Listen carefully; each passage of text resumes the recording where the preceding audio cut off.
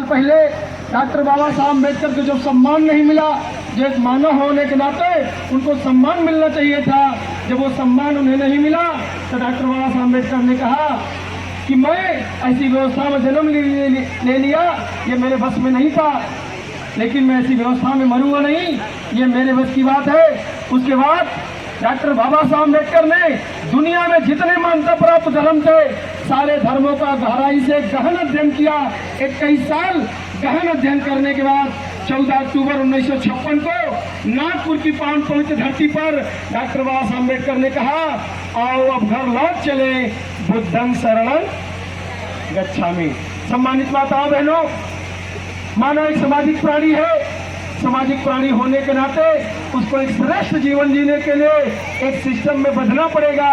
जैसे एक पशु होता है, उसको एक खूंटे से जब हम छोड़ते हैं तो दूसरे खूंटे में बांधते हैं, इसलिए बांधते हैं। अगर एक खूंटे छोड़ करके हम दूसरे खूंटे में बांधेंगे नहीं तो वो नुकसान करेगा।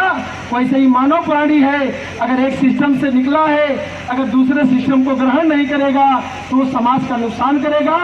जैसे आज हमारे लोग कर रहे हैं, बाप का बेटे से नहीं पट रहा है, बेटे का बाप से नहीं पट रहा है, भाई का भाई से नहीं पट रहा है, ननद का भौजाई से नहीं पट रहा है, देवरान का जेठान से नहीं पट रहा है, सास का बहू से नहीं पट रहा है।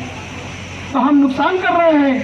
क्यों? क्योंकि हम एक सिस्टम से छूट तो गए हैं लेकिन हम दूसरे सिस्टम में बंधे नहीं हैं, इसीलिए हम नुकसान कर रहे हैं। तो हम नुकसान न करें।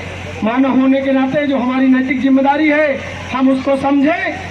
नहीं तो बेटे के विवाह में वो हमारी माताएं जिनके बेटों का विवाह होता है, पिपरी से जो बारात आई है, या मन कहीं साइड करा दीजिएगा, कोशिश हो मन छट हो जाएगा, ठीक ही रहेगा, क्योंकि तो सिंहासन में बैठेंगे तो मन शोभा नहीं देता है। तो मन छटवा करके कुर्सी यहाँ लगवा के जूता और सैंडल पहनवा के बैठवा करके फोटो सेशन बचा है वो आप फोटो सेशन कर ले। और जब पीछे आप जाएंगे दूल्हा दुल्हन के तो कैंची मार के खड़े नहीं होंगे, ऐसे हाथ ऐसे खोल के खड़े होंगे।